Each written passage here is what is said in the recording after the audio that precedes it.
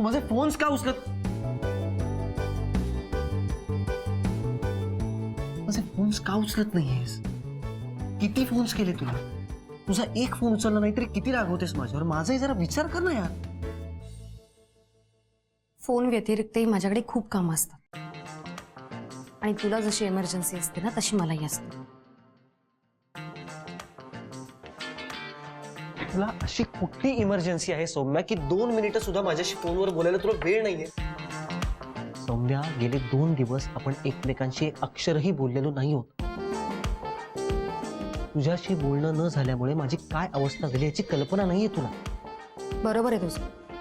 मलाच कल्पना नाहीये ना. समोरच्या माणसाच्या फिलिंगचा रिस्पेक्ट न करता त्याला एकट्याला सोडून इमर्जन्सीचं खोटं कारण सांगून मित्राला भेटायला जाणाऱ्या माणसाला माझी किती काळजी आहे ना हे कळलं मला त्या दिवशी. एक मिनिट सौम्या. एक तर मी खोटं बोलत नव्हतो, खरंच इमर्जन्सी होती. अरे दरवेळेला तुझेच तर्क बरोबर असतील असं का वाटतं तुला? ओके, तुझं माझ्यावर प्रेम आहे ना? मग गेल्या 2 दिवसात माझ्या आयुष्यामध्ये काय काय घडलं हे माहितीये तुला? माहितीये? मी त्या दिवशी उठून गेलो कारण श्रीकांत आम्हाला घराबाहेर काढायला निघाला होता. सगळं पॅकिंग झालं होतं, आमचं रस्त्यावर राहायची वेळ आली होती. अभिमान शालमली आले, त्यांनी सावरलं. त्यांच्या घरात राहणार होतो मी काही दिवस. आता ज्या घरामध्ये आपण इतके आनंदाचे क्षण घालवलेले आहेत, ज्या घराशी आपलं एक मैत्रीचं नातं तयार झालेलं आहे, ते घर सोडताना माझी अवस्था काय झाली असेल कल्पना आहे तुला? अंधारी येत होती डोळ्यासमोर, काहीही सुचत नव्हतं. नशीब मोरे काका आले, त्यांनी श्रीकांतला समजावलं म्हणून आम्ही आज त्या घरात राहतोय. तरी ह्या 2 दिवसात सौम्या माझे सगळे मित्र माझ्या बरोबर होते, पण जिच्यावर माझं प्रेम आहे ती कुठे होती? कुठेच नव्हती. माझ्या एकाही मित्राला मी सदा फोन सुद्धा केला नाही तरी सगळेजण माझ्या मदतीला धावून आले.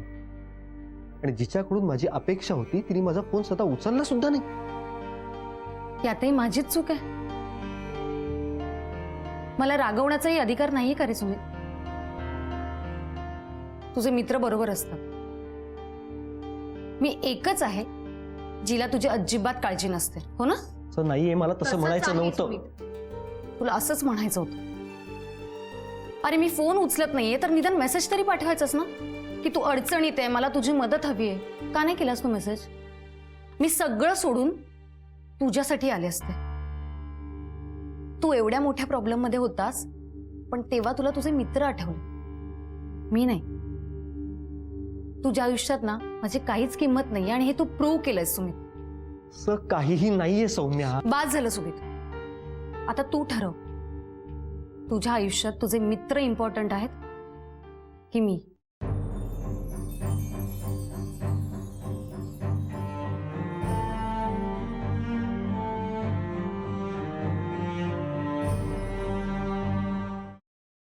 काय आडावडीक चाली, जरा थोडा धीर धरा ना मग तुमचं.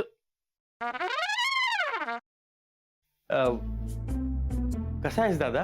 मी बरा आहे, पण तुला काय अशी धाड भरली? कुठे काय, मला काय झालंय? मी ठणठणीत आहे एकदम. तुला ठणठणीत चोपला पाहिजे. साखरपुड्याची तारीख माझ्या या जन्मात तरी ठरणार आहे का नाही?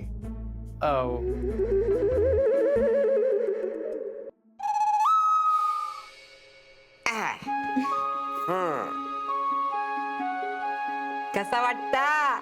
आम्हाला छानच वाटतंय, पण आम्ही साडीत कशा वाटतोय हे महत्वाचं. ऍक्च्युली आजी बऱ्या दिसतोय ना आम्ही? बऱ्या दिसतो अगो, नक्षत्र आणि दिसतास दोघं. खरंच?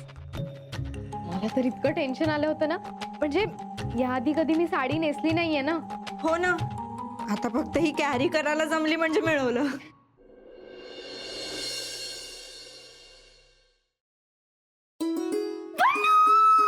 पल्लू पल्लू पल्लू, तू बिलीव्ह पण नाही करणार माझ्या आयुष्यात थोड्या वेळाने काय घडलं ते.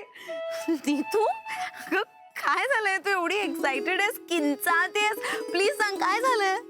पल्लू, म्हणजे मला ना खरंच विश्वासच बसत नाही की खरंच माझ्या आयुष्यात हे घडतंय. कमी स्वप्नात आहे. नीतू प्लीज, अगं मला कळेल अशा भाषेत सांग प्लीज, लवकर. I am also getting excited. Please sit down.